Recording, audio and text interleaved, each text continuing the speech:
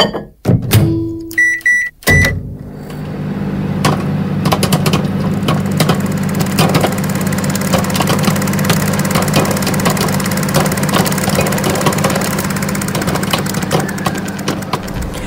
to Popcorn Psychology, the podcast where we watch blockbuster movies and psychoanalyze them.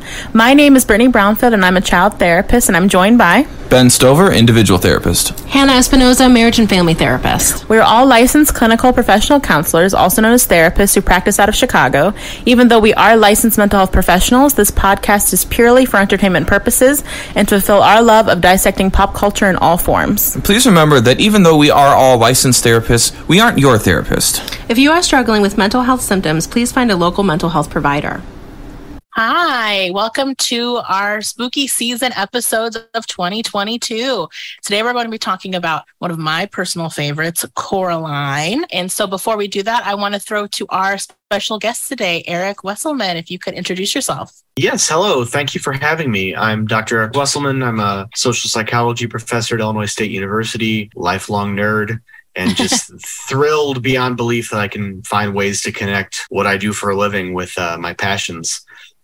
Mm-hmm. We're thrilled to have you. And for those of you watching, especially those of you who know me, Eric is one of us and wearing a Death Clock shirt. So be sure to find him on social media and appreciate all the awesome work he does, because Dr. Eric is awesome.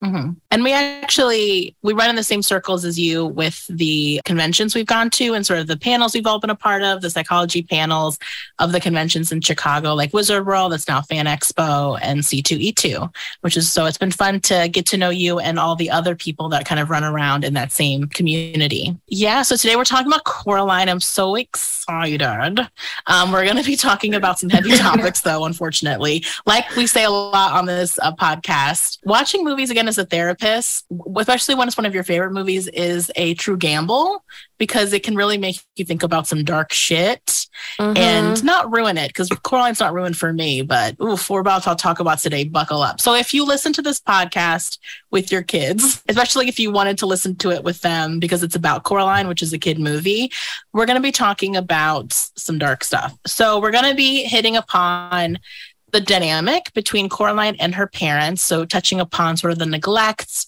that we witnessed there because they're working so much, her only child dynamic, kind of being an under-stimulated, smart kid, parents who work from home. We're also going to be talking about grooming, which is the part where you might have your kids exit the listening, if they're listening, because we're going to be touching upon how grooming is displayed within this movie. It's a pretty class book example of grooming. So just very briefly, Coraline is about a girl named Coraline who moves to across a few states from Michigan to Oregon, I believe, with her parents who are writers who work from home. And so the movie covers only a few days where she is bored, wandering around. She finds a tiny door in her new home. She wanders through it to a parallel universe where she finds an other mother and an other father who are way more attentive and loving and receptive, but very slowly it turns, and they're actually turn out to be quite monstrous. So that's kind of the general plot of this movie.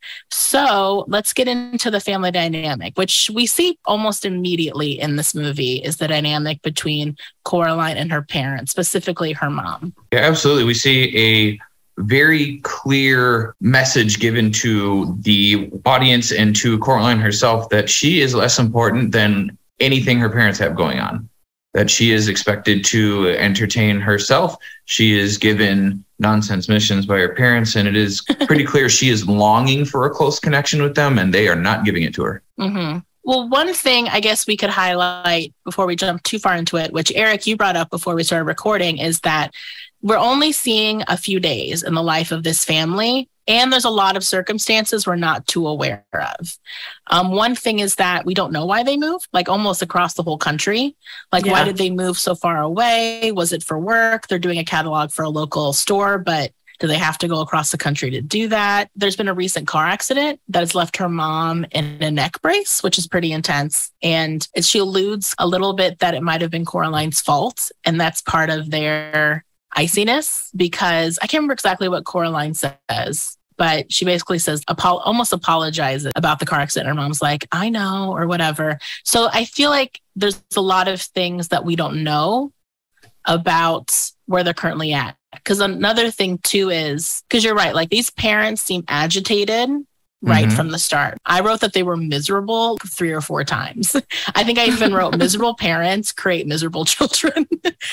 And they just seem like they're at their wits' end. The dad seems like he hasn't seen sunlight in about 18 to 36 months. Which is odd for a gardener. Yeah. And people seem to specialize in gardening, maybe? I don't know. Yeah, it seems like it. Well, It certainly seems like it. That like the house that they moved into, right? I mean, they're sharing it with a lot of other folks. I feel like there's a couple of moments where, at least in Coraline's room, the house is leaking. You know, there is that time when she's in the store and they're buying clothes, and the mother makes some offhand comment about, well, maybe we can buy these for you after the catalog is done, after we get paid, or something like that. So I guess I just, really wonder, they're under a deadline, how much financial stress is going on there that would just probably intensify any iciness or rough dynamics they already have. Absolutely. And Brittany, if your hypotheses are correct, that there's been something that's happened that, whether or not it's Coraline's fault, my wife is Caroline, so I'm going to do what the other characters do. Are you about to call her Caroline? I am absolutely about to call her Caroline. How dare you? I know. I'm going to echo a theme of the movie of like discarding her identity. But in my case, it is actually my wife's name. So it's going to be hard for me all day.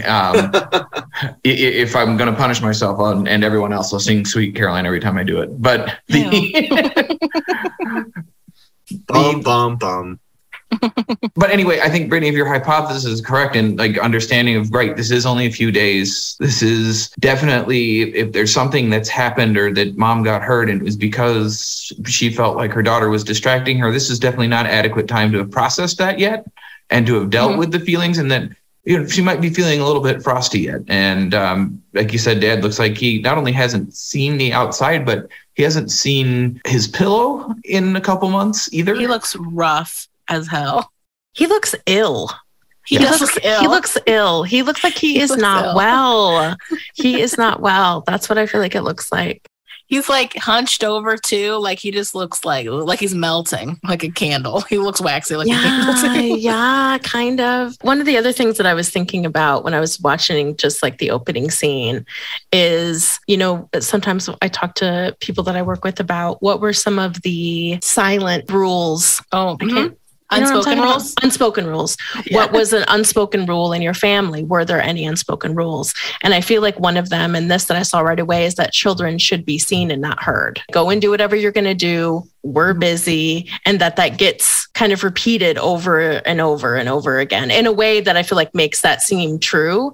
And that sometimes that's a part of what can be confusing for kids. I think one thing I guess I want to clarify, it seems like a good thing to note, is that we're very much getting this whole story from Coraline's perspective, and that we don't really know anything that Coraline does not know.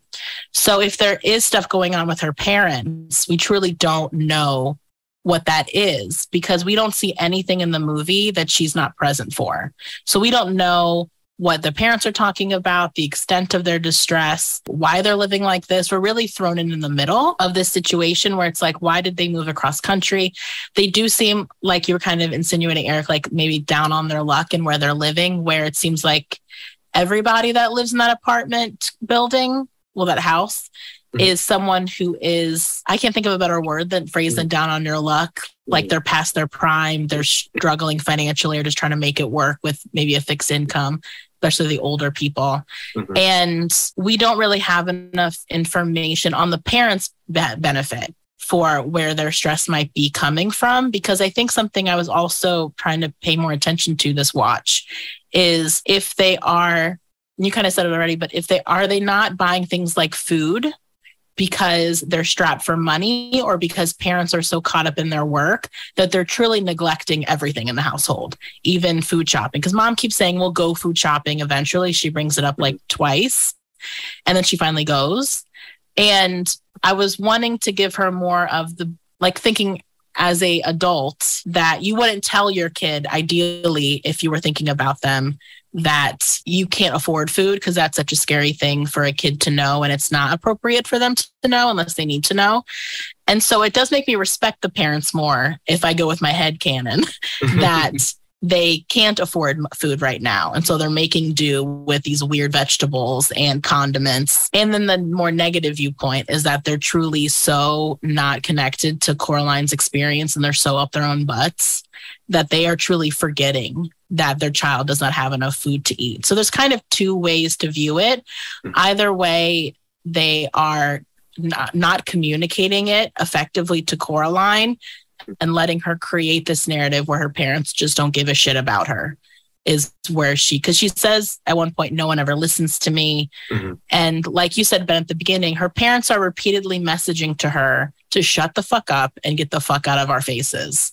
And they're saying it energetically, pretty close to that feeling. Like they're not really sugarcoating it at all. Her dad a little bit more at first, but then he quickly goes to, you need to let me work. Like he very quickly goes into the same energy that mom has towards Coraline. Yeah, I think you're right. I think that looking at what you see between the mom and the dad's energy is dad is so close to looking like he wants to give up on life. And mom is so bitter and angry and resentful of everything. I don't think she's specifically resentful of Coraline. She's not seeming to show that, but she's also not doing anything to communicate to Coraline that the resentment that is oozing out of her is not about Coraline. It's not about her. It's not her fault.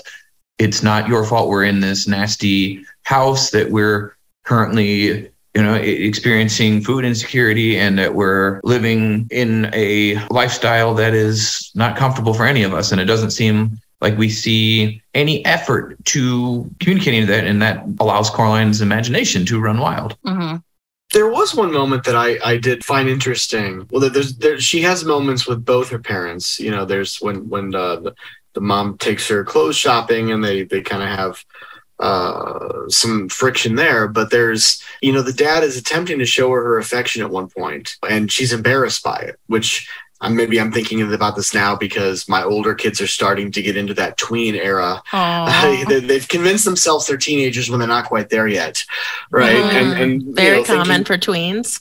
Exactly. And just thinking about my own, my parents kissing my forehead or whatever. And now I kiss my kids' foreheads and they're like, Dad.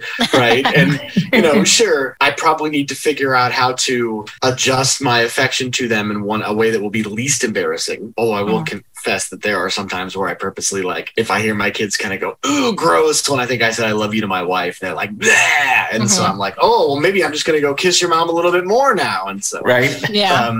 And some of that is just general family dynamics, but I don't know. I was just really struck by that moment where it's like, okay, there is a reaching out here, at least on the part of the dad, missing her. Yeah. So the filmmakers chose to put that in there. So what are they trying to communicate to us?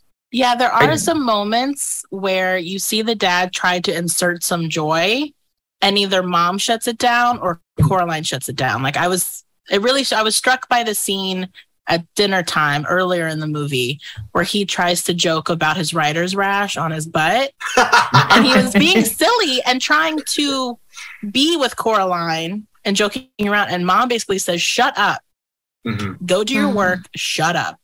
And part of it could be, if we're going to give mom the benefit of the doubt on the resentment piece, because she was like, I need to edit your pages. Mom might be holding the stress for both of them in this way.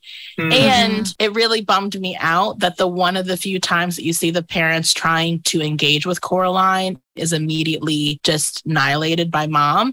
And I think in the example, I think you're thinking of when they drop him off in the town when they go to get clothes. He also brings something up that he thinks she likes, and she says, I haven't liked that for a while, which she's also at that tween age. I don't think they ever really say her name, but I'm guessing she's about 11 or 12, where it did make me curious if that was kind of a tiny sign that parents have not been paying attention to her for a while, and dad only remembers things about her from 5 years ago.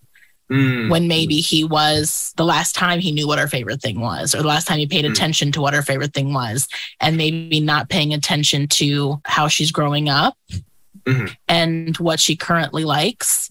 And that does make kids feel, for a kid that already is feeling neglected and not seen. And then it's like your parents just keep corroborating it by not paying attention to even what you like, and then wanting cookies, like brownie points for remembering something you liked 5 years ago. Like I would carry a bit of a fuck you energy around that too. I think, though, it is important on the side of parents to also highlight that sometimes tweens at that age stop sharing as much and start seeking validation and closeness that they once got from you with their friends and their classmates or their teammates. And they sometimes start shutting you out and don't give you the same windows into their life that you used to have. And I have a 4-year-old right now, so I'm still in daddy is the best days, and I'm going to hold on to those as long as I can. Yes, cling to them for dear life. She keeps getting bigger. She's wearing a size 11 shoe now. I'm like, what is happening? Oh, she has cool shoes, though. I get jealous of kids' shoes in stores. I want them to make them in adult sizes for me. Why is everything for these children? They don't make money like I make. Right? I wanted a pair of Heelys in adult size for so long, but Benjamin, no, that was the universe protecting you from yourself. Yes. Oh my God. Can you imagine how hurt you would have gotten? I would love to see you roll up to me on the Heelys, though, because I feel like I could push you really easily and you'd fall down. Like, I am very top heavy. And you're on your back heels and Heelys, from what I recall from people who wore them. Yeah, no, I would. I think, yes, you're right. It is the universe protecting me from myself. I get hurt doing nothing, so I hurt myself playing guitar. But I think, going back to the movie, though, I think what's tricky about the limited window we have is that you do see in the scenes we do get that she is actively trying to get their attention. She's talking to her mom. She's going into her dad's room, and she's doing the thing kids do when they need attention, where they act kind of annoying because they're wanting to just get, like, she's just making noise because she wants you to look at her and know that she's there, not because she's actively trying to bug the shit out of you. But I think, right, maybe where we don't know enough is that they just moved away from a town in which she had a lot of friends, or at least 2 close friends. So we're also could be seeing a kid who, this could be slightly different than how she acts, because she went from having a lot to do and people to hang out with to now nothing to do and nobody to hang out with. Right. So if we combine those two kind of points of view with kids and parents, it is quite possible that the dynamic is shifting for both of them at the same time, where I have, come to learn, I don't think Neil Gaiman does anything by accident and in his writing. So the point that these friends keep showing up over and over in these pivotal scenes, I think, is communicating to us that she is longing for a closeness that she once got from them. And now that her parents are there and the friends aren't, she's trying to reconnect to them. So I think there's some awkwardness for both. And for people in real life situations where there are or are not monsters, I think the jury's out on that. But that looking at the changes that come when you make a massive shift and are likely to produce symptoms of adjustment disorder for everyone, is everyone's going to be going through this at the same time, and it's going to be hard for everybody, and there's going to be growing pains. And seeing this just happen over a couple of days, or nobody's figured out what to do or how they feel about it, and everybody's not addressing the elephant in the room that, hey, we're down on our luck right now. We don't have a lot of money. Things are going to be really tight. We kind of shot the moon in trying to get this deal, and we moved out here to get it done, and because we had to. And now we're all uncomfortable, but let's not talk about it ever. I like that point you make, Ben, about the sort of shift for both of them. And it kind of made me think about what we were talking about before the show, that when I watched this, I experienced this from sort of a post-COVID, I'll say post and put that in scare quotes. Right. We're still in it. So monsters are real. We established that. Good. Yes. Yeah. But like, so for just me personally, my family had a dynamic set up where I work a lot, but I work in my office at school. And then when I come home, I'm home. Right. And I had this sort of nice delineation most of the time, deadlines notwithstanding. But then when we, have something like COVID where places shut down, or there's this shift to school at home and work at home, and those boundaries become very thin. And so like if I'm working here in my office and I have this breakthrough on a paper, and my spouse is trying really hard during my work hours to keep the kids away, but my kids of whatever age come in and they're like, daddy, come snuggle with me or watch this or look at my drawing. I got to stop this role I'm on to do that. And so I have these sort of conflicting impulses. Like I want to attend to my kid, but damn it, I've got these other responsibilities. And this wasn't an issue before our worldviews were completely upended. Right. And so I guess I'm just curious how folks like myself who see this movie for the first time after this sociocultural shift would experience this compared to folks beforehand. So I'll throw that out there for you. Yeah. I think that's a great point. Something I've said a lot when the prime of COVID, when kids weren't going to school, and I was working with a lot of families and parents during that time. And something I would always try to just validate for everybody is that in quote unquote normal times, when a kid chooses or family chooses for their child to do school from home, there's a very specific disposition of both the kids and the parents for that to be effective and to work well. And then we got to this, but then we got to this situation where everybody was doing homeschooling pretty much, no matter what your disposition was. And that is really rough. And so we could be seeing that in this situation where they haven't had to work like this before. Maybe they worked in offices back when they used to work wherever in Michigan. She was probably in school or, running around town with her friends. And so we could be seeing sort of a microcosm example of what families went through during prime lockdown when no one was attending school and barely anyone was working out of the home. I can echo that because for me, this is my first time seeing this movie. I've never seen it before. And I liked it, Brittany. I liked it. Yay.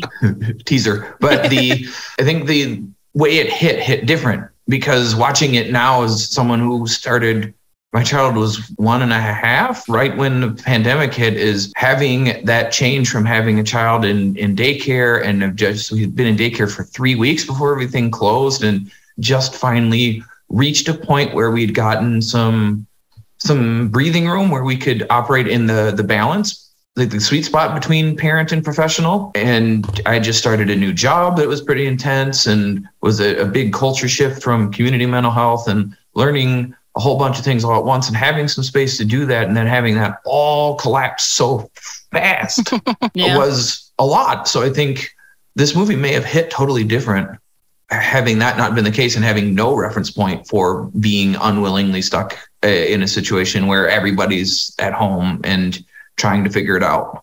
Because now I have a reference point for it and I'm like, I have empathy for the parents and I don't think I would have before. Yeah. And I feel like there's so many different things that affected families during COVID, but that one of the things that's still affecting families, people who have kids around the age, Ben, that you were saying, are the age where they would go to daycare, and how if they get a sniffle, how much kids get sick when they go to daycare, especially their first year, right? Every day. If they have a runny nose now, they have to not go. They have to get a COVID test and get the COVID test and have a negative COVID test before the kid can come back to school. So also I'm having parents who, even though everything is, back open and you can get some child care support, they're still experiencing a lot more it's still not quite where it can be balanced for anybody, because your kid is sick and then you get sick. And then it's like, which is a natural thing that happens in families anyway. But I think it makes a lot of sense to hear both of you talk about that in terms of how big of a change it is. And it did really make me think about, a part of this really would be, how do we help the parents better be able to communicate about what's going on? Right? Instead of kind of having this, just leave me alone, I have to work. Just leave me alone, I have to work. Right. And I immediately, I thought of like 4 different ways they could have said that. Yeah. Just kind of in general. And also knowing that we're not ever going to always be able to be our best selves, and parents are not always going to be able to be their best selves. and that's okay. And this is more about how are we good enough? And I wish, and in the situation, I wish that the parents had a little bit more knowledge about that. And the other thing that I was thinking too, I know we've been talking a lot about how it's a short amount of time Like we get that a we're limited looking window. at. But the other thing that I don't see, so if this was, let's say that the rest of Coraline's experience of being a child has been very loving and very supportive and all the attention that she needs, and she gets all of her needs met. If that was the case all the time, like if that had always been her experience, then she would probably be having like full-blown tantrum-like behavior. And she doesn't really. So I feel like she is coming into the room and kind of like trying to get their attention, saying wacky stuff like, I think I almost died yesterday. I think I almost fell down a well. I'm like, she straight up says that. She's definitely trying to get their attention in a dramatic, like she's trying to get a dramatic pull from them. Ooh, but that's a good point, because a kid that's used to getting their needs met suddenly not would be losing it, right? Like they Right. would Like, be why are my parents acting like this? And like maybe crying and yeah, like just having such a hard time. And so that was one of the things that I wanted to just point out, that that's not what's happening. And she actually seems, again, while I think this change in their family is definitely more uncomfortable than they've experienced, but she's not frazzled. She's not crying. She's not, why don't you love me? I'm like, she's not like, I'm so confused. Why are you mad at me? I don't understand what's happening. I don't know why you can't pay attention to me.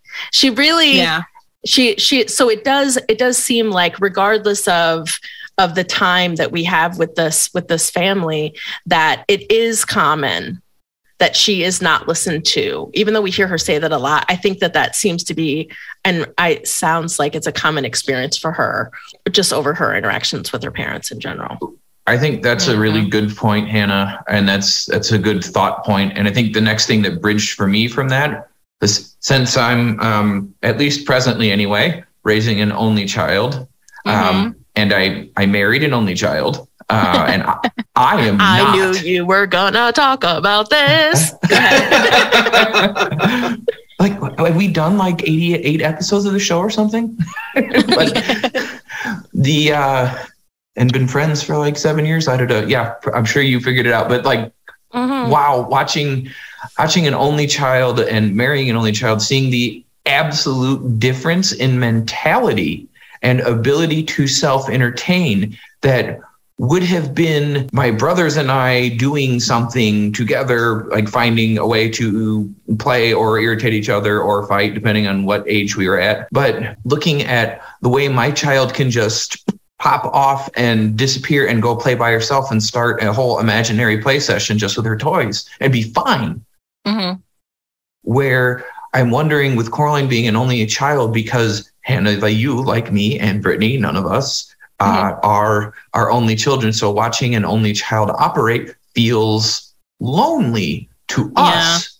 That's true. Yeah, it does. You're right. But it might not to her. That's a good point. And she also, as I think many of you kind of suggested earlier, whatever needs she wasn't getting met by her parents in terms of affection, right? She had reorganized that with her friends.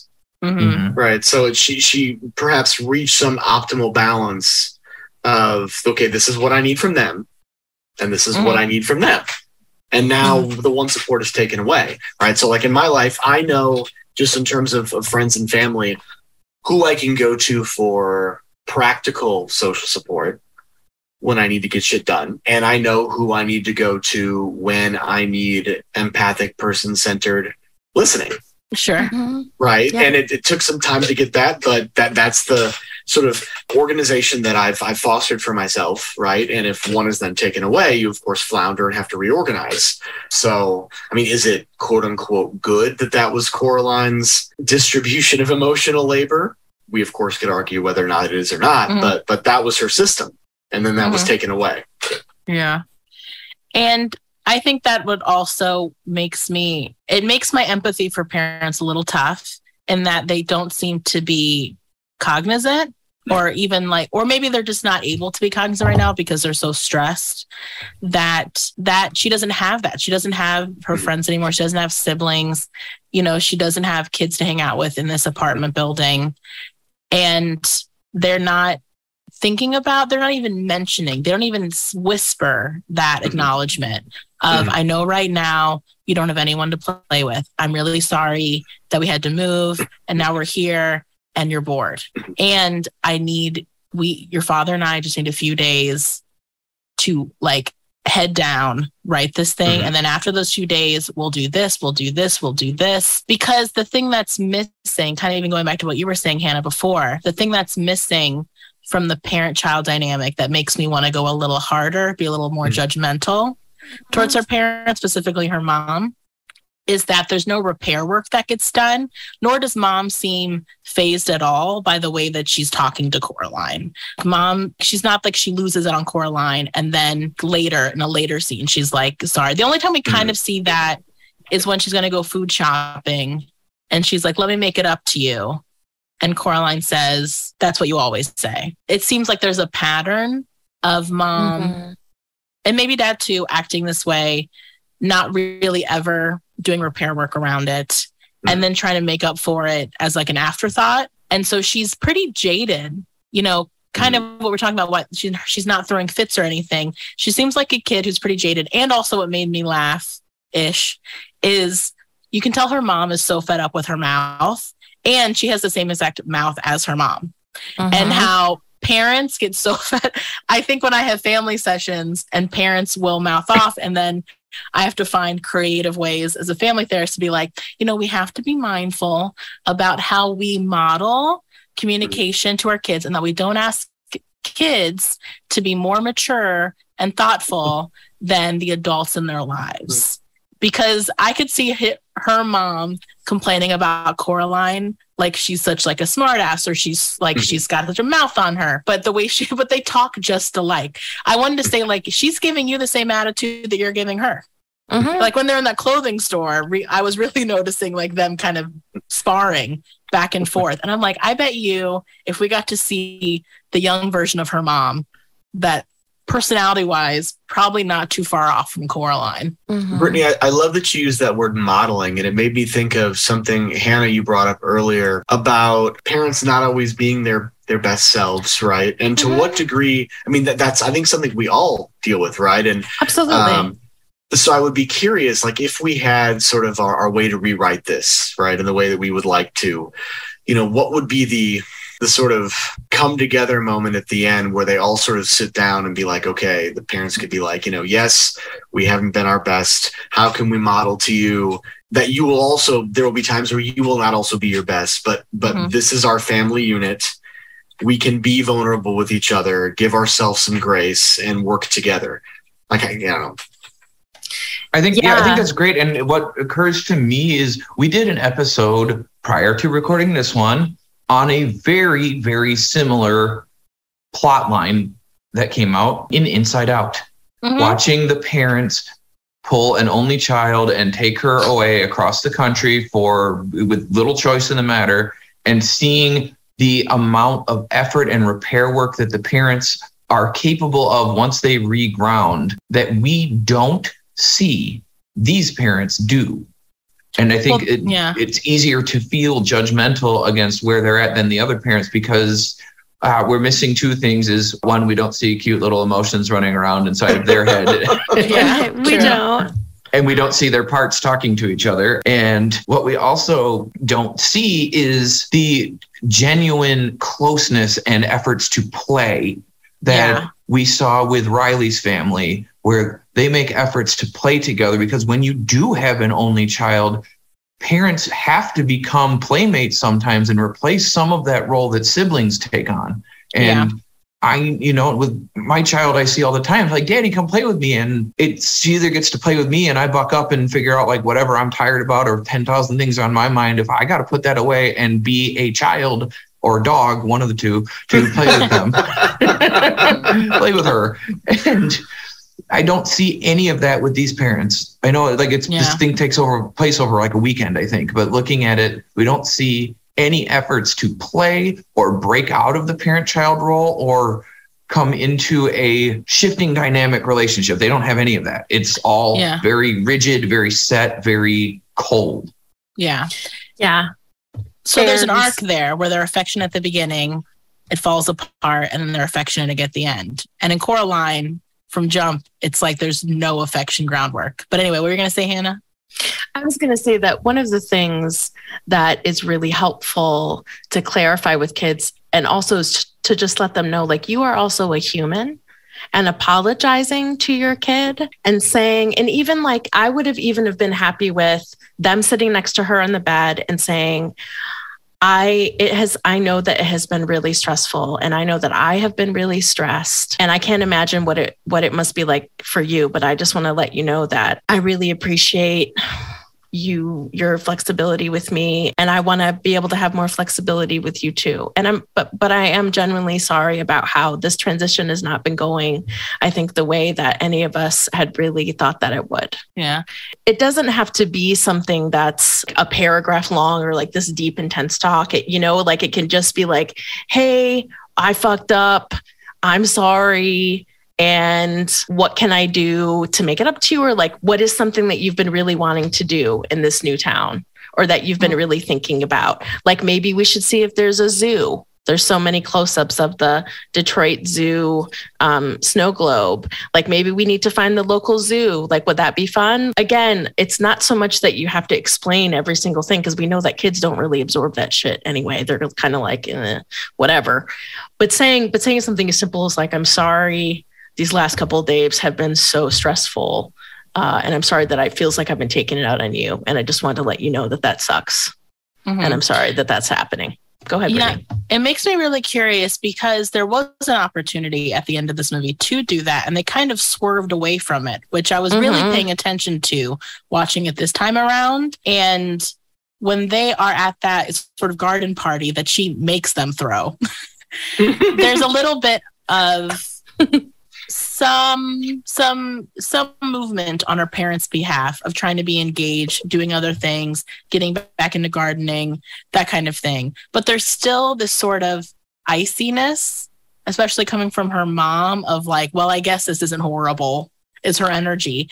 And it does make me really want to pick the brain of the filmmakers and or Neil Gaiman about why they made that choice to still have parents not really have a character arc in this movie, the way that I feel like in most kids' movies, there is a character arc around that, where they want kids to have the comfort of things are going to be different from here on out. And there isn't really that guarantee at the end of this movie. They're kind of a little bit better, but I think it really is because they don't remember what happened. And so there isn't this acknowledgement of, we really let things slide to the point that you left us, and then someone took advantage of you leaving us. And so they didn't really learn a lesson, parents, in this.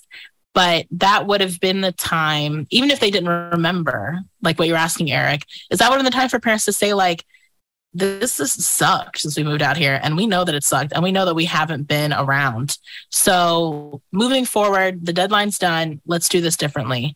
And that didn't have to be like super flouncy. It could have just been like, ugh. Like, I feel like her mom's disposition, I feel like it would have more been like, we've both been kind of acting like bitches the past few days, and I'm sorry, but let's try better here on out, and let's do this next week.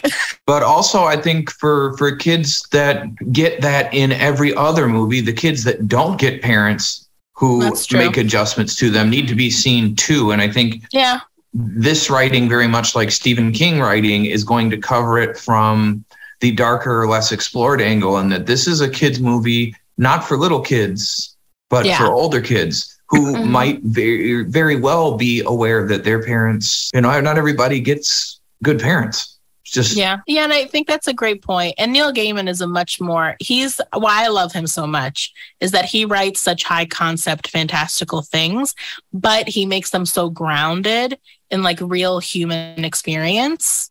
And Stephen King does that well, which is why I love him too.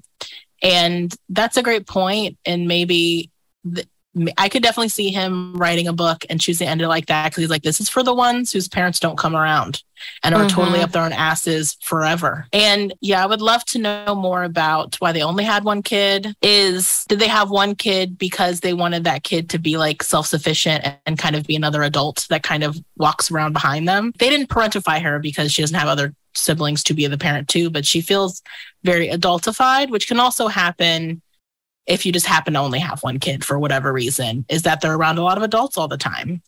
And so they're a bit more attuned to talking to adults and take care of themselves like an adult would more. But they still are a child, which I think is what gets missed and what we keep talking about, is you have to make sure that you're not expecting an 11-year-old who might be very smart and can talk very smart to be able to not have still the emotional needs of an 11-year-old.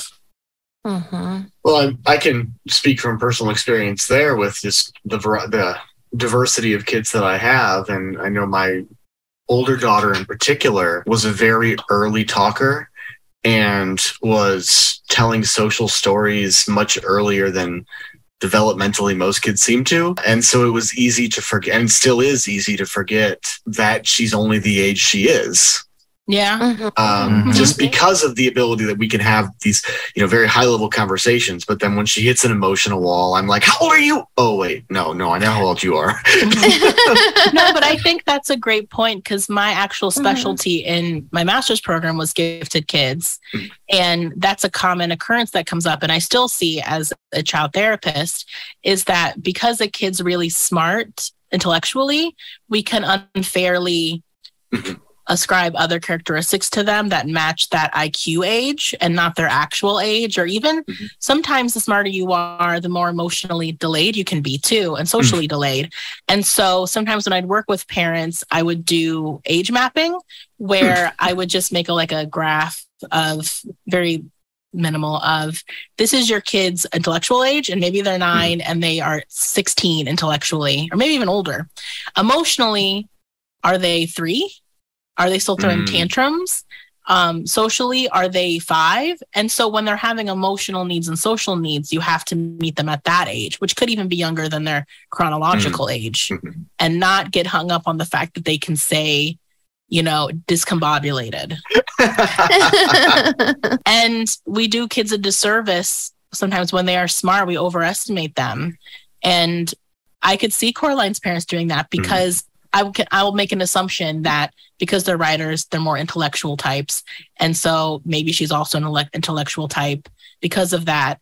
And so there could be more of an assumption that she can take care of herself and just entertain herself, which she can. We see her do that in the movie. She's very imaginative, but that doesn't mean she still doesn't need things from them emotionally. Right. And she does. And she has so many needs that are going unmet emotionally that the monster, the villain of the story, created a foil of her mother to be a loving, feeding, empathetic person that her mother is not. Like, just think about that in the writing, and any question we have about what story was trying to be told here is that the monster created a trap because it could see that her mother was so absent, her parents were so absent, that a loving, connected mother was what she wanted. And also the monster echoed the manipulation of and dominance of mom in the family dynamic, showing how she really sees dad as someone who is a puppet to mom's command. Like, notice we never see dad, or almost never see dad outside of doing something mom has assigned him a task to do. Yeah. Even when Coraline asks if she can go outside and play, and she goes in to ask her dad, and he says to her, what did the boss say?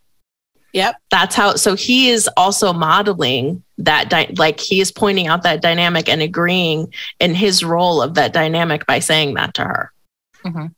Well, it sounds like we're about to slide into our next topic. So before that, let's take a break.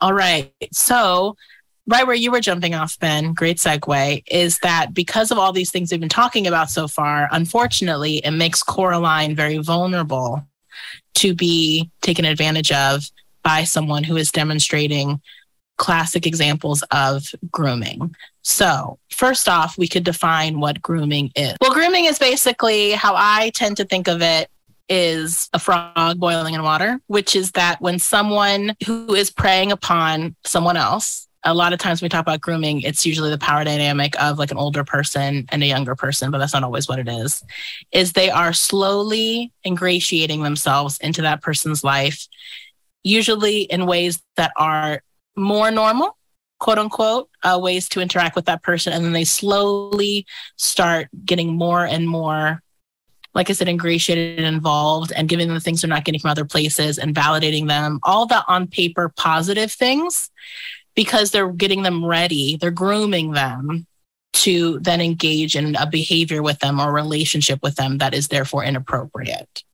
And so predatory. And so in this movie, it's the classic thing of she butters up Coraline until there's the big ask, which is put buttons on, like replace your eyes with buttons.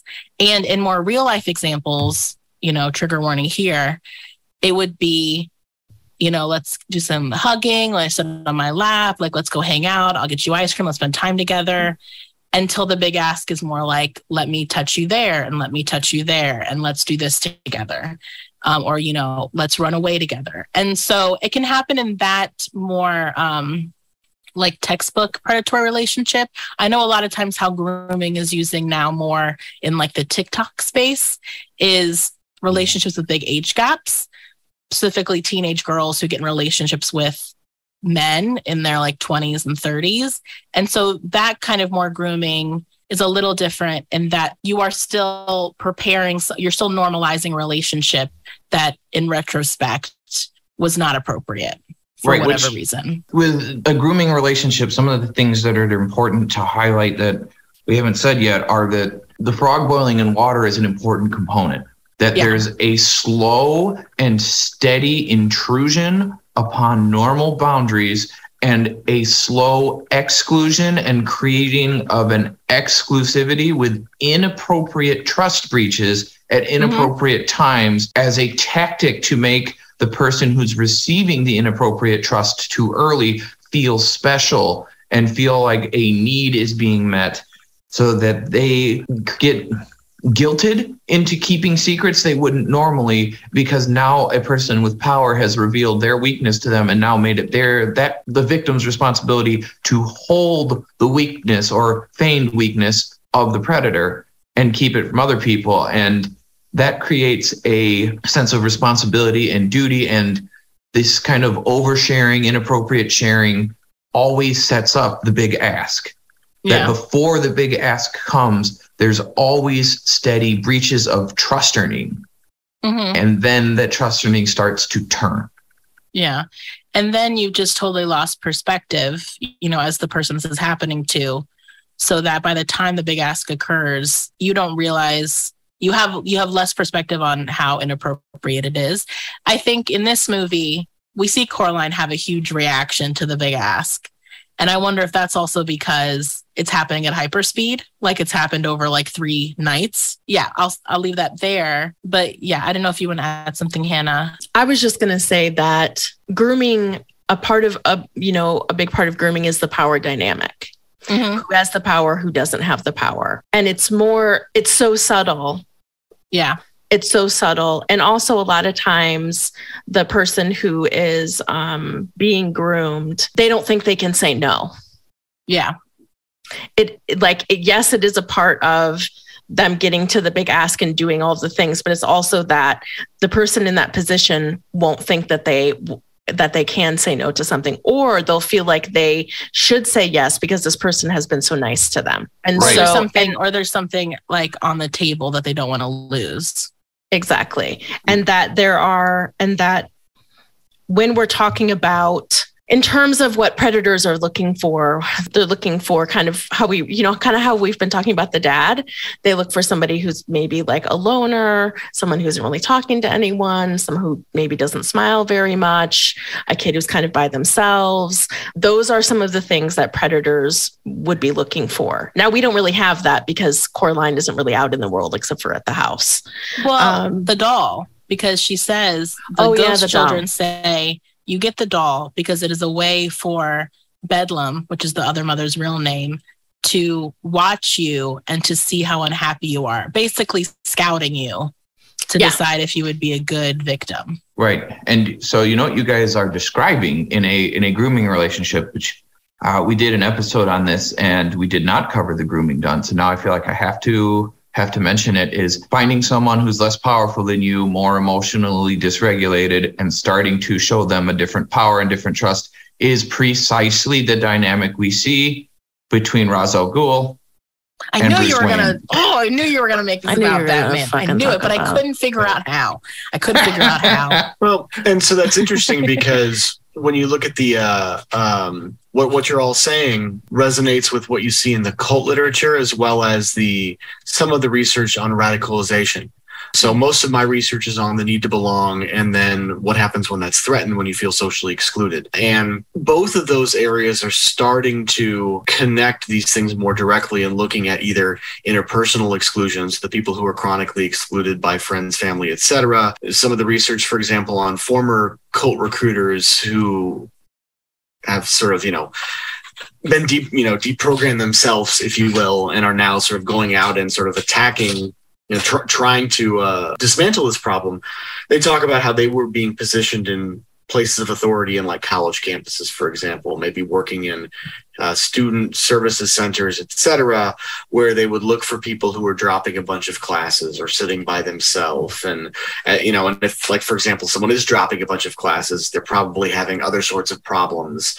And then you sort of target them, you bring them in and you love bomb them. And when they start to pull away, you pull the love away. And it's this sort of, one of you had mentioned earlier, this idea of what's going to be removed if you say no to that person. Radicalization literature is looking at this very similarly for individuals who also feel excluded at the systemic level as well. Some aspect of their identity is marginalized. And there's this really great TED Talk, Christian Piccolini, I believe is his last name, who was originally one of the sort of major movers in the American neo-Nazi white supremacist movement in the 90s and has since had a redemption arc, if you will, and has now founded organizations to try and de-radicalize people who have been sucked into these organizations. And when he tells a story like in this TED Talk, he talks about he was a disenfranchised youth and someone reached out to him and indoctrinated him into this white supremacist ideology. He had no reason to go other than he had very low socioeconomic status, very few friends, and here was a hand reaching out to him, and that's all it took to sort of bring him into that world. And we see that so much, and it's echoed in literature over and over. Like, of course, I will tie anything I can to Batman to troll Hannah and Brittany, but also this is exactly the dynamic that we see Henry /1/Vecna try to pull Eleven into. Oh, yeah, that was a good example of also that kind of grooming you see him do with her. Yeah, that's a great correlation. Yeah, love bombing is something that's getting more and more mainstream, that term, specifically more in the dating world is where I hear it a lot. And we see that here. It's how it sounds. Like immediately Coraline goes into the other world and she's getting oodles and oodles of personalized love and affection. Because it's not just I'm being affectionate and loving, period. It's like it's specific to you. So mom is making her delicious food. That's exactly what she likes to eat. Her dad is not just paying attention to her, but writing songs for her. Everything is about how much they love her and how devoted they are to her. And she gets that poison ivy on her hand or poison oak, and they treat that like they're being so attentive. Everything they're doing in the beginning at face value, which is why grooming and this shit is so fucking sneaky, is, like I said, on paper, just sweet and caring and affectionate and not inappropriate. They're just being so honed in on her, which is the point of this story, is that at first, you're like, oh, these people are amazing. Her real parents suck. And these people are great, and so you do, except for the buttons, which are an eerie detail and really great, is you are all in. And you would be in agreement with her about how much she takes to them and wants to keep going back to their world. It's very classic love bombing. And then kind of going back to what you were saying, Hannah, about how grooming is not just ingratiating yourself, but also excluding everybody else, is that there are these little ways in which the other mother starts to do that. Like the quote I wrote down is she says something like, "Go get your father." And she says, "You mean my other father?" And she goes, "No, I mean your better father." Yes. And so but she says it very throwaway. Like it's not like a huge moment. She's just like, and then she goes back to cooking. And so it's these little ways where the other mother and the other parents start to slowly devalue her relationship to her actual parents and pump up their relationship to her. Yeah, absolutely. And it's just, I'm trying to think of other. What I also thought was interesting, this is more just like something I noticed more this time around, is that at first the other mother tries to look a lot like her real mom, dressing like her, acting like her, beside the positive, nice stuff. And then slowly, like almost like one piece of clothing at a time, starts looking more and more like her true self, until finally at the end of the movie, she's that big old spider monster.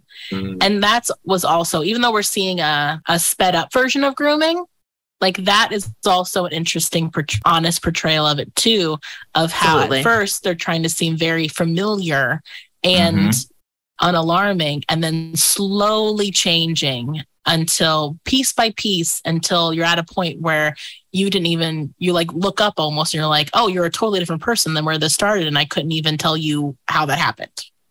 Yeah, absolutely. Yep. And then it always happens. It happens fast. And in the turn to switch from loving to anger happens very, very quickly upon the first refusal. Yeah. Yeah. And I think, Eric, I'm glad you mentioned love bombing and listening, because those are typical things we see in people who get into relationships with people with narcissistic traits or personality disorders. Is they will love bomb. They will be your fantasy. They will bring you everything. They will give you so much attention. And I have had people who have been utterly destroyed by those people because they come into life so quick and they just drop out with nothing and for almost no reason. So people are left stuck processing guilt and manufacturing situations by reanalyzing every single step they made with that person to see what they did wrong, that they blew it with their dream partner. Yeah. Because someone's manufacturing a level of intimacy that is not real. Right. But then much like our friend Raish comes back around and tries to loop Bruce in over and over again. And I'm using Raish and not Roz now because Raish is one of my favorite villains, and him constantly, no matter what, always coming back to offering Batman an olive branch, so much so that he gets him to produce a grandchild with his daughter that becomes a Robin. But that's we'll cover that later. But no, we won't. Never. Wait till Damian Wayne appears in a movie. But yeah. Anyway, watching how persistent the person who has been love bombing or offering all of these doting behaviors comes back around with it. They take it away, like the cult leaders are talking about. Like they'll give it, they'll take it away, and then they'll come back and offer it again after they punished you enough. Yeah. And we hear that from the ghost children.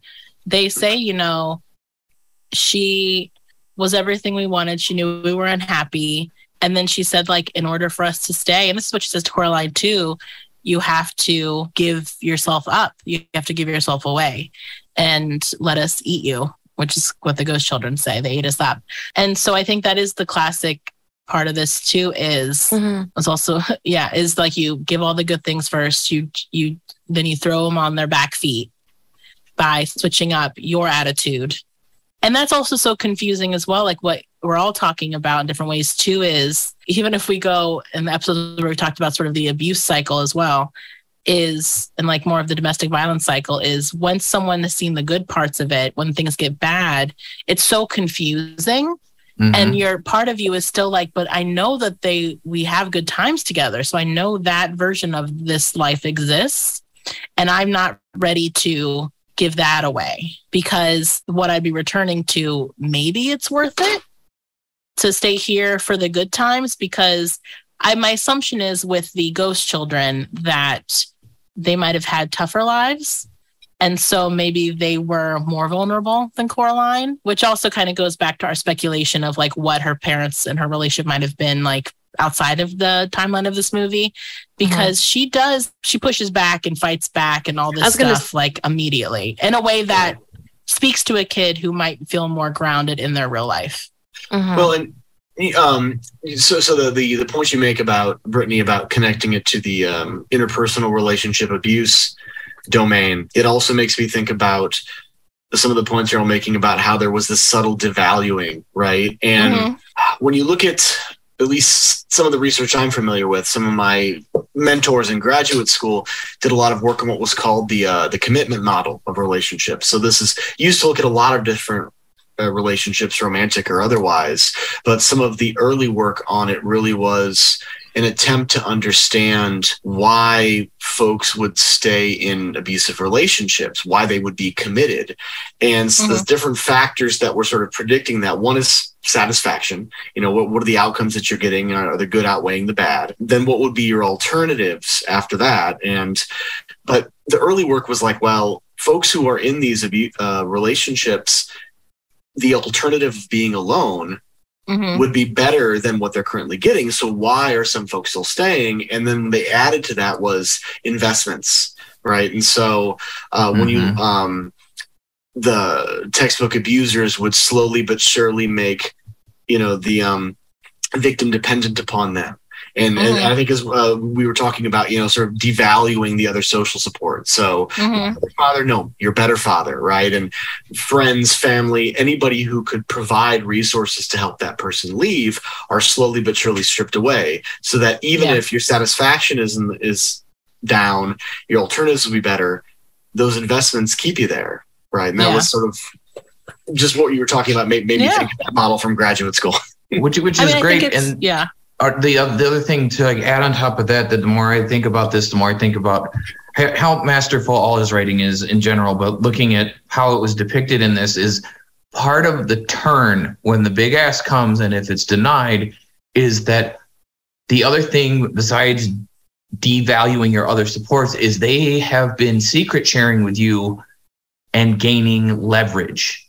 And they almost always they find something to do to turn that leverage on you, and usually create some kind of thing that involves you embarrassing your family or them telling, and how they start tying shame into the bigger picture of, well, think about what everyone would say, or think how embarrassed your family would be, or how your parents would lose everything. And in this movie, the leverage for sacrificing herself to become eaten, which she knows are the stakes, is that the monster knew she wanted her real parents back, and the monster took the parents. It always finds the thing that they always find the thing to gain leverage over you, whatever it is, to be able to break through your walls and resistance points in every way that they can, so that you are utterly helpless against them. And they did that.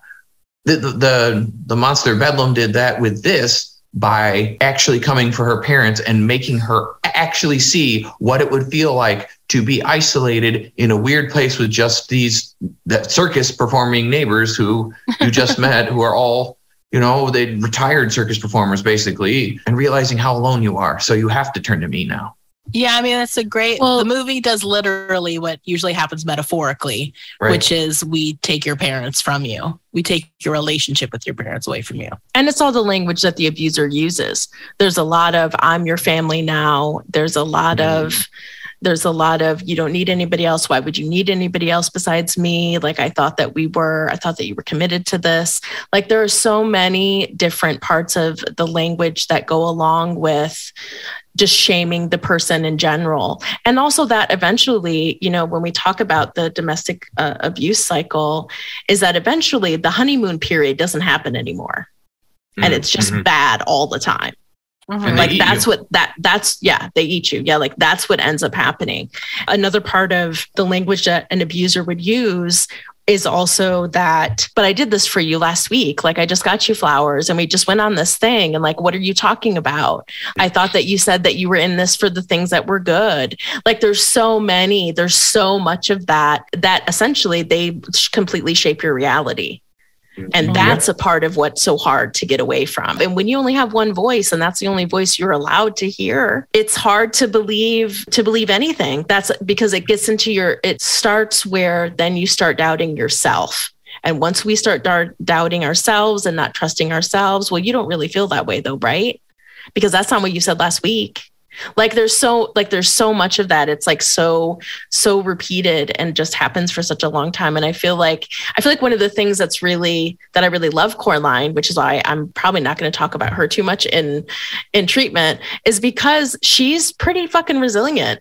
Yeah. And this woman comes at her and she not only figures out like right away what she needs to do to win, but then does it. Like there isn't well, I don't know. Yeah, my parents do suck sometimes. She's like, no, I don't want to do this. I'm not into yeah, like I don't like, yeah, the first time was cool, but you guys are freaking me the fuck out. Well, the movie does a good job of showing from the very beginning that she's a pretty spunky, confident, rascally kid. and she doesn't have any problem getting in people's faces and, being very fire sign-esque. And those become strengths for her. I mean, they always kind of probably are, but they really become strengths for her at the end of this movie because she's a kid who will, God bless her mom, I guess, get in a parent's face. And, she doesn't have the rules around her that can actually make kids victims too can aid with grooming, which is where she's not really concerned about being respectful or being polite. I think the movie does a good job of establishing that in the beginning too, of like, this is the kid who will be like, whatever, and has no compunctions about being seen as like a good, well-behaved kid. She does not. As you guys have been talking, Hannah and Brittany, you know that thing that I do where my brain starts spinning and then it clicks on something and I make you both really mad at me, but then it's going to spark discussion? I knew it was happening. Go ahead. I have a very, very important debate question to ask. In thinking about Coraline and how she behaves and how the bedlam kind of turned really quickly, had a different person asked Coraline if she had ever heard the tragedy of Darth Plagueis the Wise, would she become a Sith or not? I don't think I'm qualified to answer that question because I refuse to learn those terms. I'm too cool to know what you're talking about. No, you're not. You did an episode on it. That's by like pizza face lightning fingers, right? No, it's not. No, yes. See, he's the one who says that to the dork, the emo dork, right? Wait. Say that again. Pizza face lightning fingers? Pizza face lightning fingers. What's his nuts? Grand Teton. What's that dude's name? Palpatine? Yeah, there we go. My brain refuses to absorb this information. I know. You never remember. It's hilarious. I willfully have amnesia around Star Wars information. So because I know Eric knows it, I'm just going to ask Eric. Eric, do you think someone as completely competent at manipulation as Palpatine would have been able to turn Coraline because he would have been more patient and more deliberate? So we're mixing universes here. We are. I would say that this kind of gets at the point that one of the points that we've kind of been coming back to, that we're only getting a couple days. Right. And so had Bedlam not turned up the speed, right, and had maybe played a more long game, maybe Coraline wouldn't have picked up. Right. And so to sort of transition that, Palpatine is playing a game over 9 movies. Right. Apparently, that's what we're being told. That's what is happening. If we ignore the fact that he was resurrected in the most recent trilogy, if we just we would just forget that movie exists. Right. If we just focus on the first 6, he is playing the long game, right? So it's apples and oranges, but sure, let's go with it. Pizza face, lightning fingers, Grand Teton, Emperor. Yeah, Emperor. What's his nuts? What's in this universe? If anybody could do it, the Force is strong with him. I think I would need to know. These are such weird questions. This is such a tangent, but I would have to know if Coraline is plays team sports or joins clubs, or if that's not her jam and she does her own thing with her own friends. If like she has almost like that only child independent vibe where she doesn't need to belong to like the group. I'll challenge you there though. Or, well, I'm sure you know this more than me because you have research. Or she's not told that she's special the way that emo dork Anakin is. So also I think that she doesn't have that going for her in a positive way. I feel like the easiest answer I can say is no. I don't think she would become a Sith. I don't. Like she'd like fuck around with Yoda and be like, this seems fun over here. I like to get weird. And, I don't think she go would. into his little swampland and like Fraggle Rock or wherever he lives. Fraggle Rock definitely is out in that motherfucking swamp. Fraggle There's Rock. absolutely no doubt about that. Fraggle Rock. But I really feel like I don't think she would want to be in something where the rules are so rigid. That's what I mean. Like, does she play team? Like, is she? Yeah. Like, I think your questions are good about that. Or yeah. does she like to run around and do her own thing? Are the rules for being a Sith that rigid? Ooh, there it goes. Okay. And on that note, I think we should go to treatment. Wait. Hold on. Okay. Hold on. I'm doing my best, y'all. I know you are. I mean, and I'm just gonna head and. I think that they're rigid. I think that they're rigid in terms of there's someone that is always the boss of you. There's always someone that you have to bow down to in some way. There's always someone who has control of your emotional well-being. I think that it's rigid in terms of as this young person that we're seeing, as she develops into a full adult, I don't think that she would want to be in anything that is that rigid, where there is a supreme whatever. Like, I just don't see that for her. I just hope that she would be like, sounds like a bunch of nerds over here in their little clubhouse, and I don't want to wear black all the time.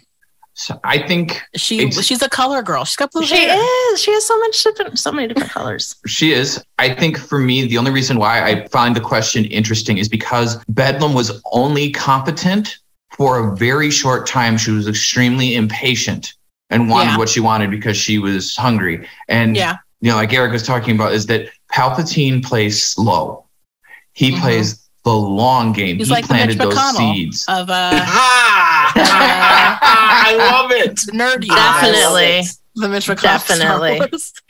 Yes. Similar look too. Pretty much. That's a good point you make about Bedlam being hungry, because they do make a point in the beginning of the movie. Wybie says to Coraline, I'm surprised you're here because my grandma hasn't let children live in this house for a long time. So you're right. She probably is like starving because the ghost children all were wearing like old timey clothing, and she probably hasn't had a meal for decades. And Wybie is the only possible snack. And he says, my grandma will not let me in that house. She hasn't anyone in a while. So as much as I would love to continue down this Sith hole, I will pivot back, because you make a great point about the grandma hasn't let any kids live there. Then why is the grandma broken that rule now? I was very curious about that too. Maybe she thinks it's been long enough that maybe, I don't know. There's a lot of that is a big plot hole in the movie, in my opinion, of why that happened. Well, and I wonder if it's something that's fleshed out in the book, because I was thinking about, it could also be like the way that we've been talking about the people in this film possibly being lower SES in general. Maybe she just got to a point where she had to rent it out, and the only people that were interested was this couple. And they happen to have a kid. And and she was like, maybe. I mean, that's a lot of assumption making, but but also at this point she's living off circus money rent.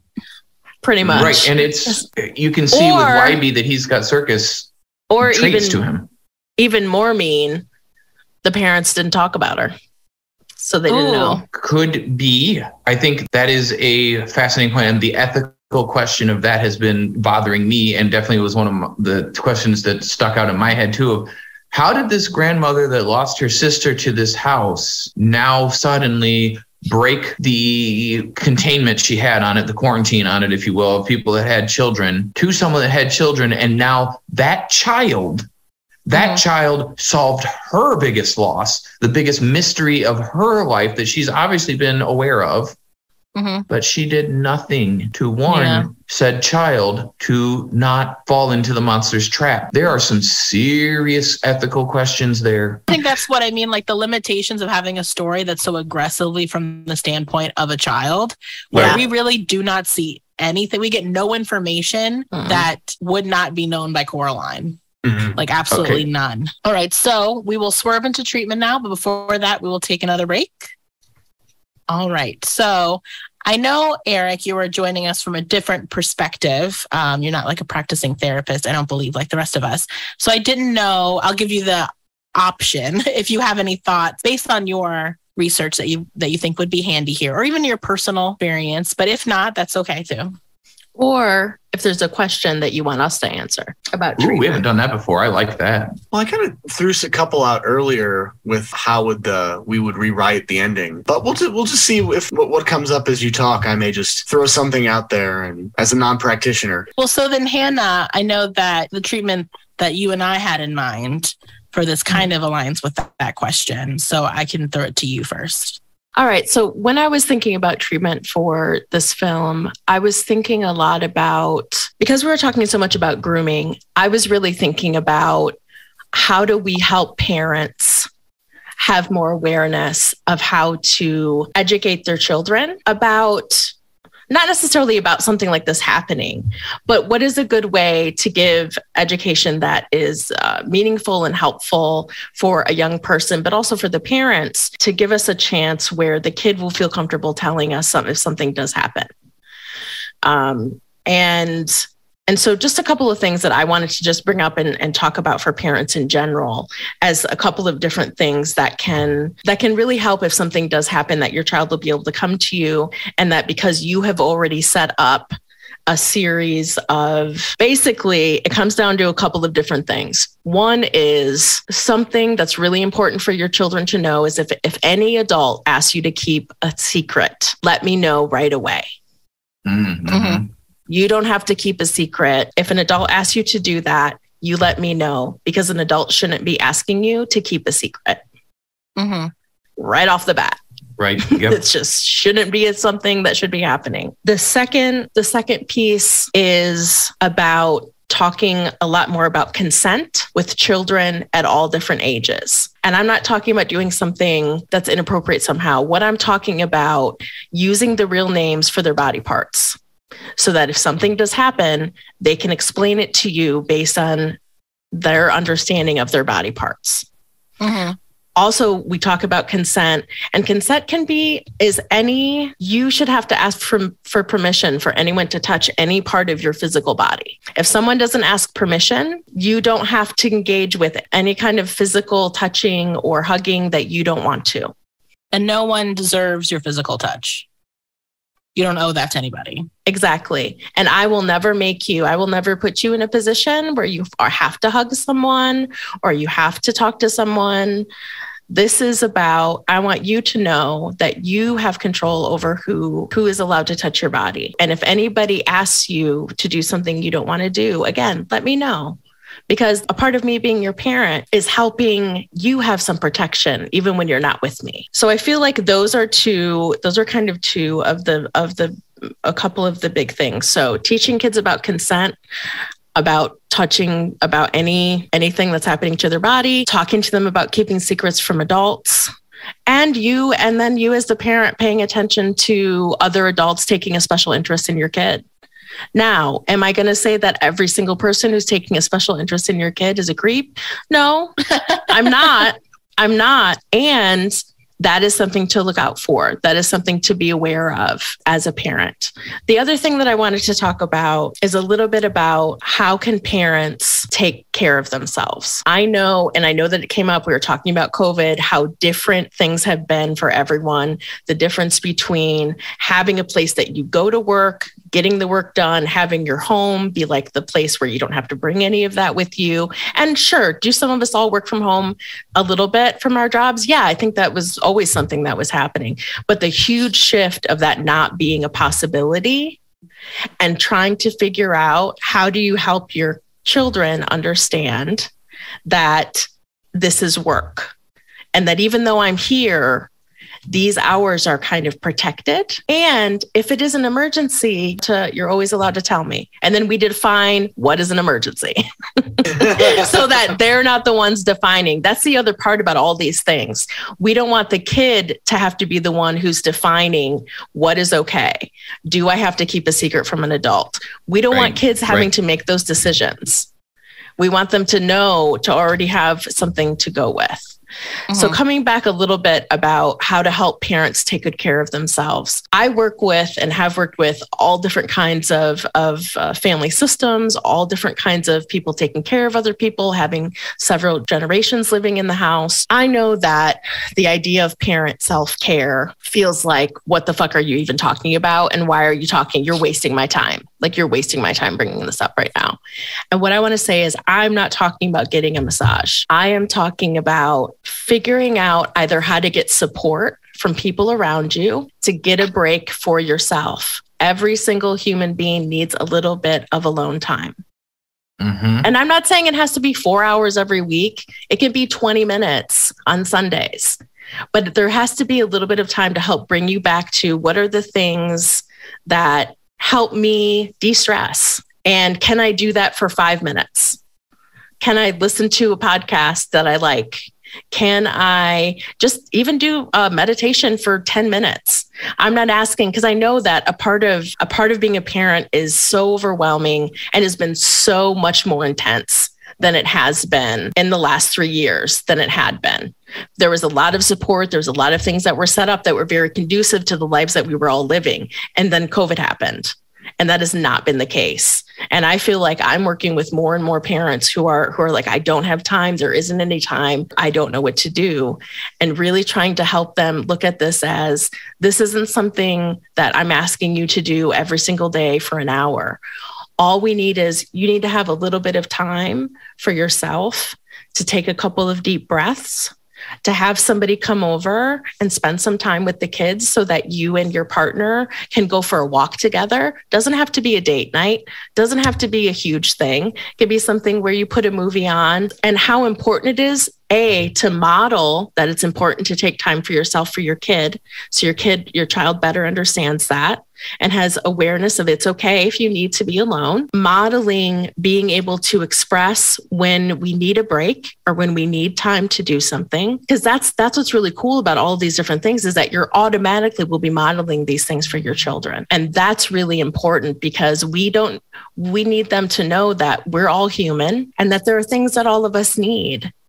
And that usually we can do something to try and figure out a way to do something, even if it's only for 5 or 10 minutes, even if it's only like using your favorite smell when you take a shower in the morning before you go to work.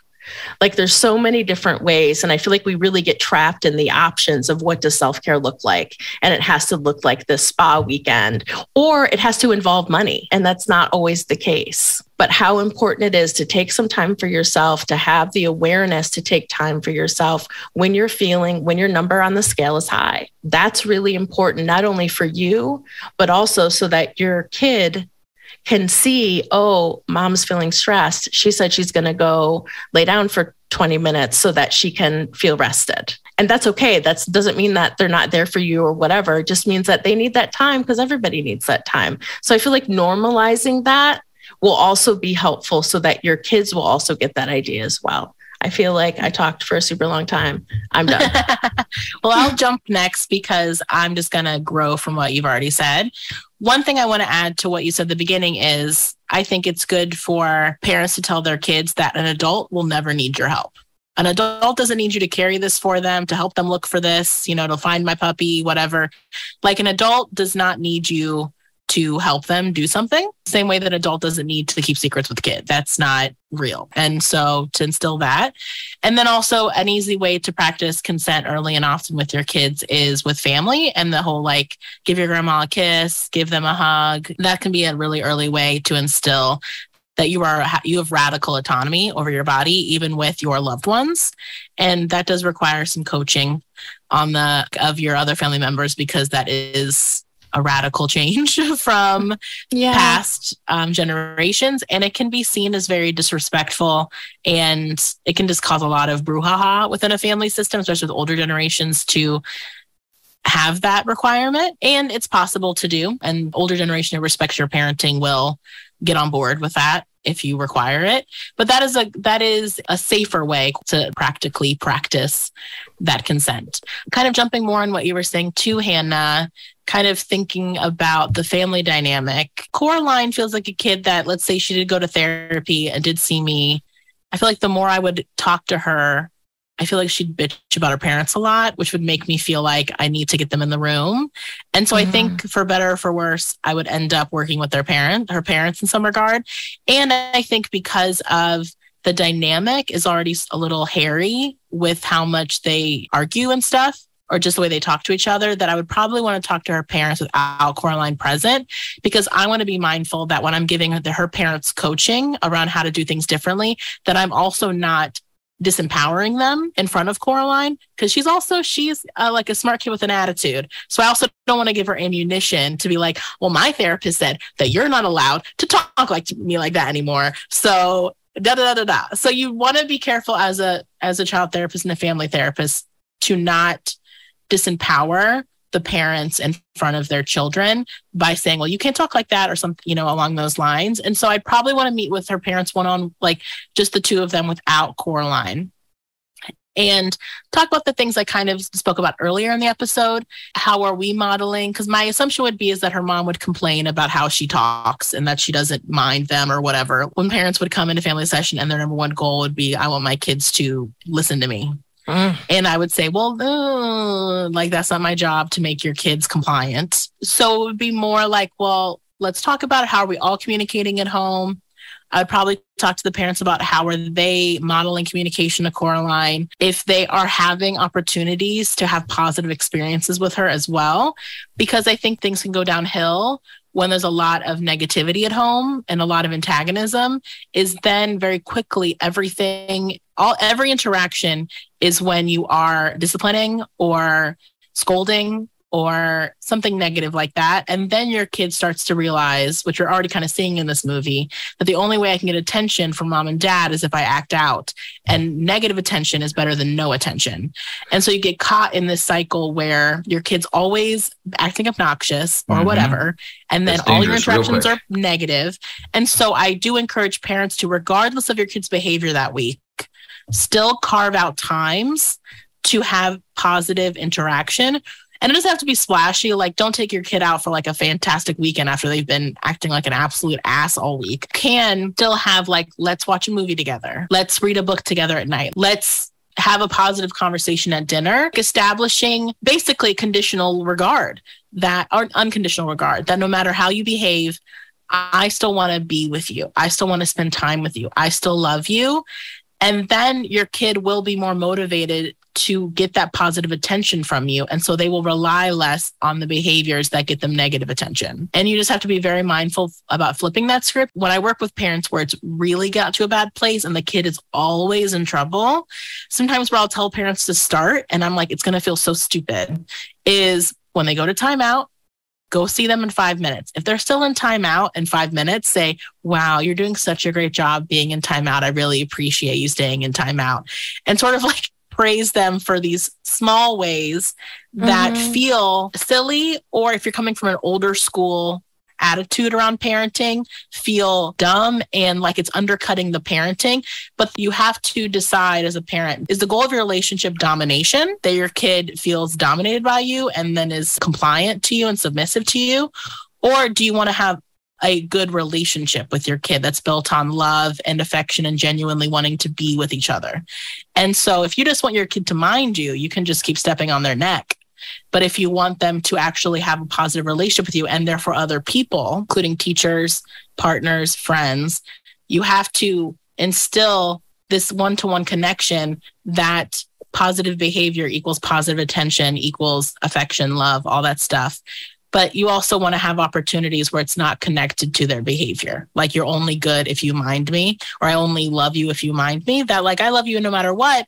And we might do extra fun stuff if you are on your best behavior. So that's just my 2 cents. And I'll throw it to you, Ben. Sure. So when I watched this movie, I found myself coming at it from a different angle than Hannah and Brittany. And it's probably because I work with different populations than they do largely now. And for me, working with a lot of people who see a lot of very abnormal and horrible things with regularity, is that I suspect for Coraline to have parents that did not remember all of that absolutely bizarre, traumatic experience that she went through that is going to be life-defining for her, is going to be tremendously difficult for her to get space to process that without being gaslit with anybody but YB. And even he didn't see it because it was his doppelganger that existed in the other world. And I think the only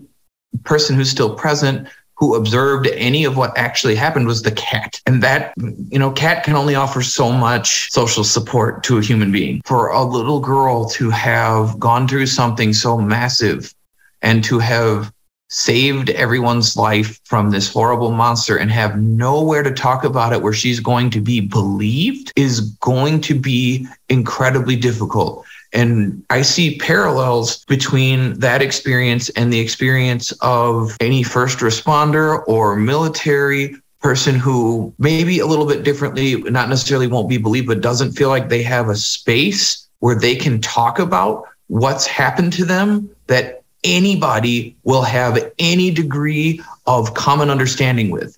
And it's why first responders and military do better in group settings with other people who have those experiences with them, because the degree of stuff that they see, they don't have to explain the feelings that you get when you go through something that intense, because they know everybody in the room has also been through that. And for something like this, where you almost get destroyed by an interdimensional monster, I think that qualifies. It probably one-ups all of those things, but as far as you can't really compare one person's experience to another, it counts. And I think for me, I would want to deploy a very relational based approach, especially when working with a kid. You need to understand what's going on with the family. And it would be probably all of one session and maybe 8 minutes in before you realize that she has a distant relationship with her parents where she's not getting the support that she needs. And I'd want to offer a really strong relational approach and spend a lot of time relationship building, listening actively to her, not challenging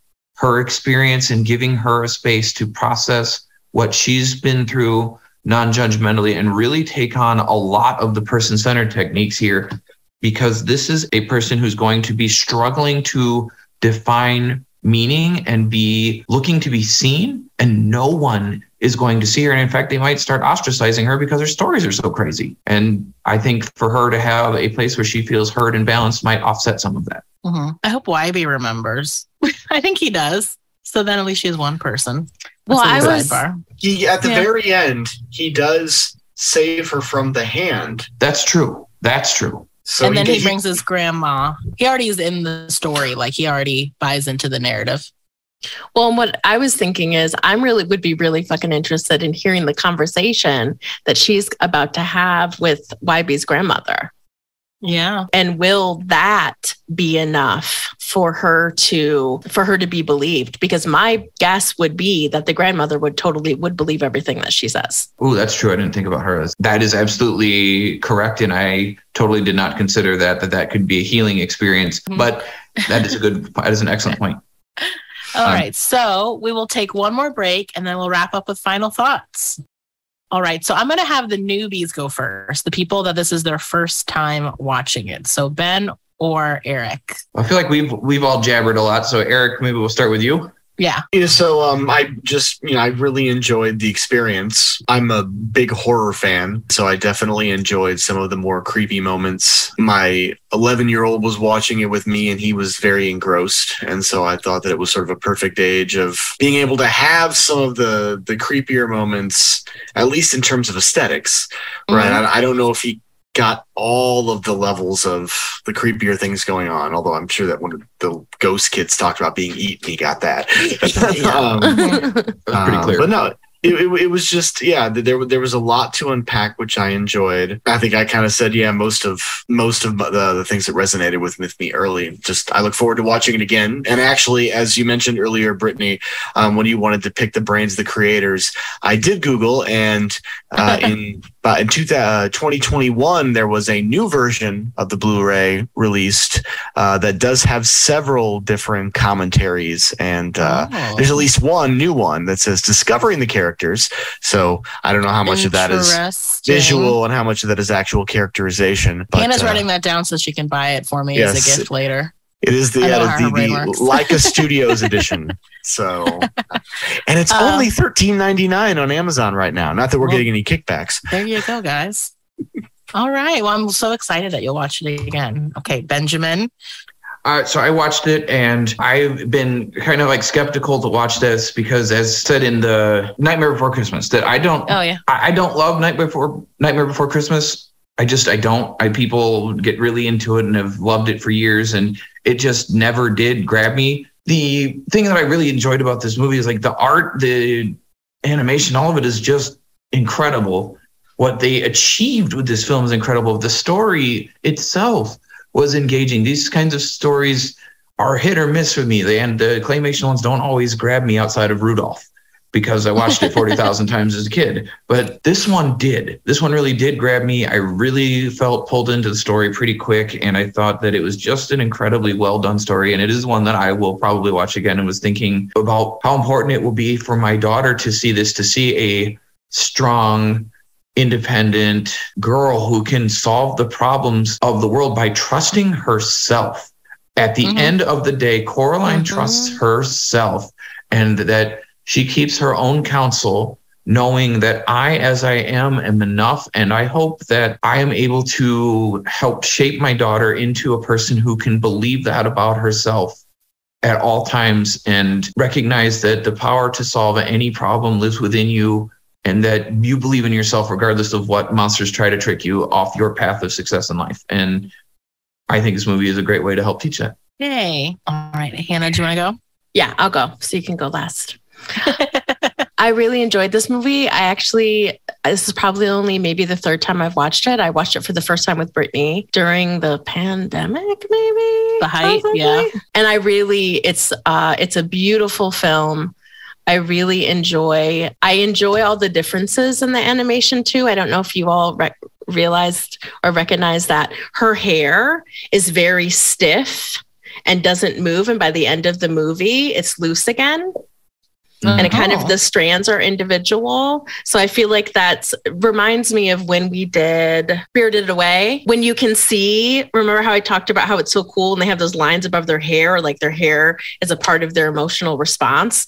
I think that's why I noticed it. But it was really interesting to see. To me, it made me think of like her being like feeling calmer and like having her family, her parents back maybe a little bit more to like their regular place, even though it's not great. But yeah, I think it's a beautiful movie. I'm really excited to encourage my many nieces and nephews who are tweens and teenagers at this time to watch this film. So I loved it. I'm really glad that we got to talk about it, and I will definitely watch this movie again. Whoa, definitely. Hannah has never said definitely. So that might be true. I like that you let me go last, because you all know that this is one of my favorite movies. I was already like in my early 20s, I think, when it came out initially. But if I had been younger when this came out, the way this movie would have became my whole personality for a while would have been intense. If I had been like 12 or 9, like between 9 and 12 when it came out, I like it more. Are you saying you would have stand over it? I already do. I have a Funko Pop of her. I've dressed up like her at one of the Comic-Cons that we did a panel at, mostly because we have the same length hair. So that made it easy. No wig necessary. Just blew it up my hair. And I love the aesthetic of it. I'm very into like spooky stuff and like dark academia and like all that kind of aesthetic. And this movie I like more than I Remember Before Christmas. And I think because aesthetically I like it a lot more. And also I like the story a lot more. I was shocked by how scary it was when I first saw it because I thought it would be pretty mild. And I know when we were recording our last episode, Ben, you asked if your 4-year-old daughter could watch this with you. And Hannah and I were like, absolutely not. Because it does have genuinely scary elements. It builds to something very scary. Whereas on the onset, you're like, maybe a kid could watch this, but a younger kid. But as it gets further and further, it is like genuinely scary. And I think that really impressed me when I first saw it. Also, I can't get over the full-blown boobs in this movie for children when the older circus performer women, Spink and Forcible, are dancing and she's full boobs out, pasties on. Yep. So, and what I think is really interesting, and I was paying very close attention to, is they don't move, though, the way that boobs actually move. Like when she's jumping and doing stuff, like they're not like moving up and down. Like there's not a lot of, it's kind of like they're in, like she's in like a, they're stationary. Like they're very stationary. So I was curious if that was maybe a part of, they were like, you can have the bare boobs, but they cannot jiggle. They can't jiggle. There's going to be no jiggling. As motionless as possible. There could be, they got kind of jiggly during the song. I was just impressed that they did not as jiggly as they that period would be if they would be. Like, but anyway, I love this movie. I love the storyline. I wish people would stop thinking this and Night Before Christmas were Tim Burton features. It's actually Henry Selick, and he's actually making a new movie coming out called, I think, Wendell and something along those lines with Jordan Peele. And it's people are kind of already talking about, it's kind of like a not so subtle FU to Tim Burton, who has basically said that people of color don't fit the aesthetic of his movies. So I'm really excited to see that movie. It's called Wendell and something. But anyway, I love this movie. I'll watch it. It's a comfort movie that I watch, like if I'm feeling sick or if I'm having a Sunday afternoon laying on the couch moment. And now that we're getting into spooky season, it's of course one of my favorites. So I'm glad I had a reason to watch it so soon.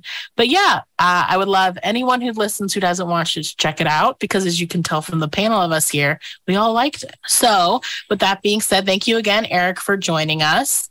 We will have any information that he's willing to give in the description of this episode.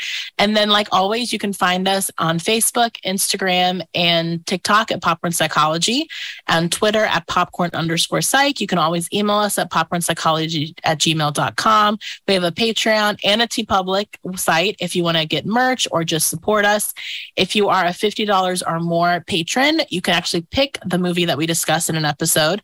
And if you even donate only $1, you can sometimes listen to our unedited episodes before they premiere formally on all the podcast platforms. And as always, if you can, please leave us a rating and review on Apple iTunes or Apple Podcasts or wherever you listen to podcasts. It is the most efficient way to market for us, for other people who have never found us to find us on their own. So thank you again, and happy spooky season, y'all.